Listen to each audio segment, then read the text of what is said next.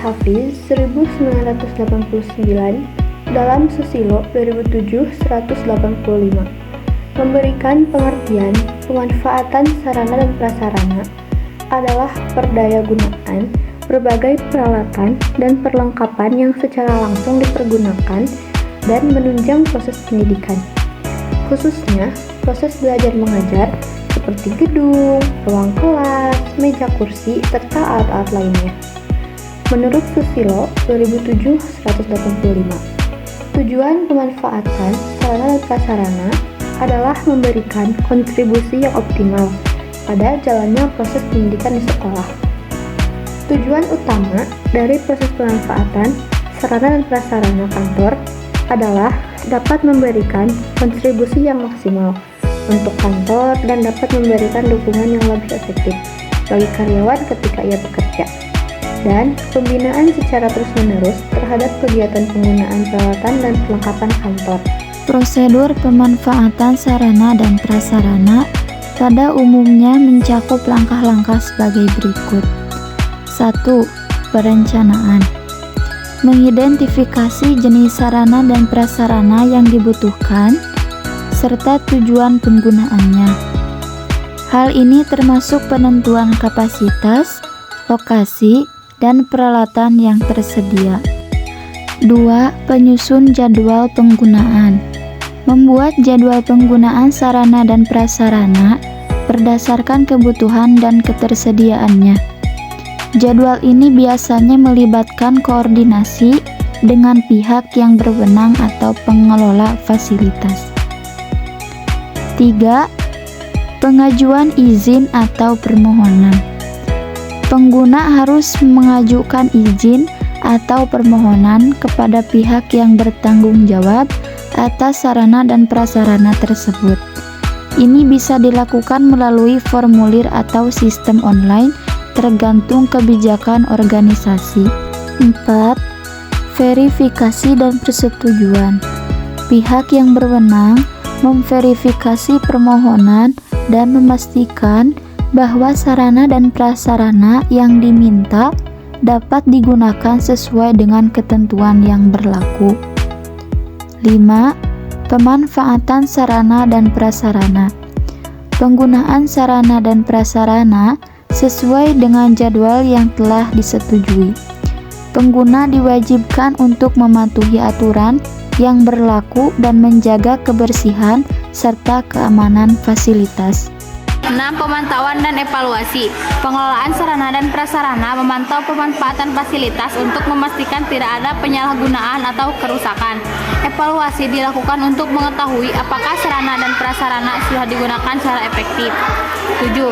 Pelaporan dan pertanggungjawaban. Setelah selesai menggunakan, pengguna wajib melaporkan kondisi sarana dan prasarana kepada pihak yang bertanggung jawab jika ada kerusakan atau masalah. Harus ada lanjut pertanggungjawaban dan tindakan lanjut. 8. Pemeliharaan.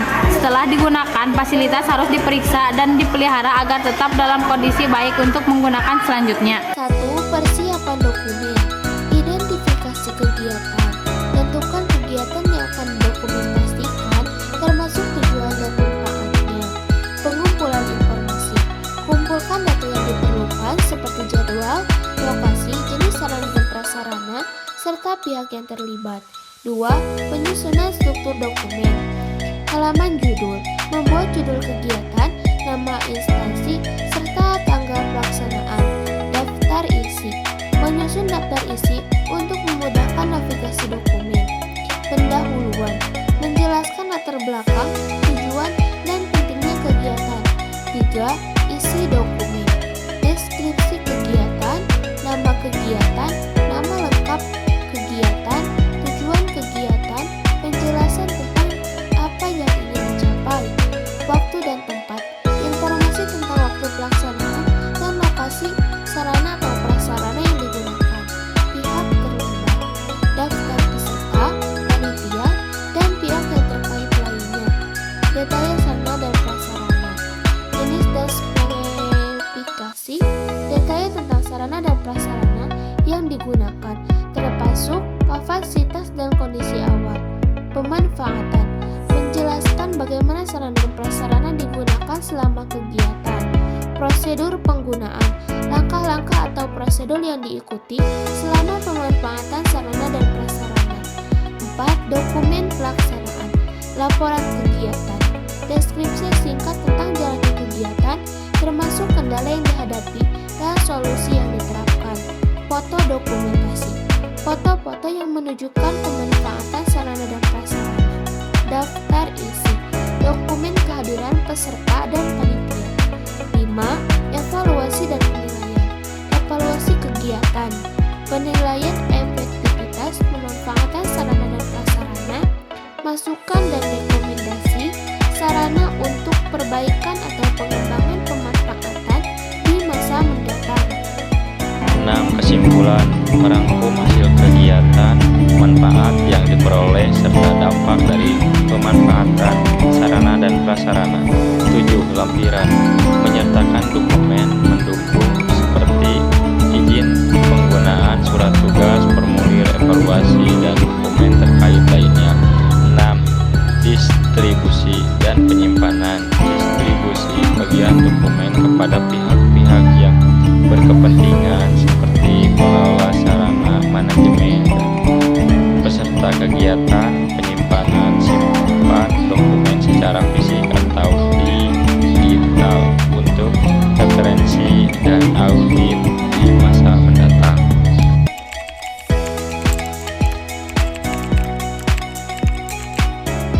Berikut adalah beberapa permasalahan umum yang berkaitan dengan pemanfaatan sarana dan prasarana serta solusinya. 1. Keterbatasan sarana dan prasarana. Permasalahan sarana dan prasarana yang tersedia tidak mencukupi kebutuhan, baik dari segi jumlah maupun kualitas.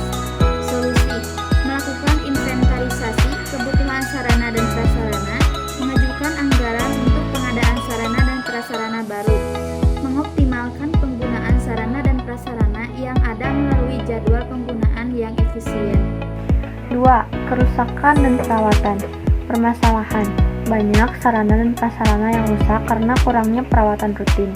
Solusi: menyusun jadwal perawatan rutin inspeksi berkala, menyediakan dana khusus untuk perawatan dan perbaikan, melibatkan tenaga ahli dalam perawatan sarana dan prasarana. 3. Penggunaan yang tidak efektif. Permasalahan sarana dan prasarana tidak dimanfaatkan secara optimal, seringkali digunakan untuk tujuan yang tidak sesuai. Solusinya, memberikan pelatihan kepada penggunaan tentang cara menggunakan yang benar, menyusun panduan penggunaan sarana dan prasarana, meningkatkan pengawasan dan pengendalian penggunaan. 4. Kurangnya kesadaran dan kepedulian pengguna.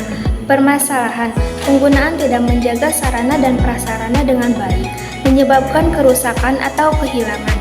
Solusi: melakukan kampanye atau sosialisasi pentingnya menjaga sarana dan prasarana, memberikan sanksi atau teguran kepada pengguna yang merusak, memberikan penghargaan kepada pengguna yang menjaga sarana dan prasarana dengan baik.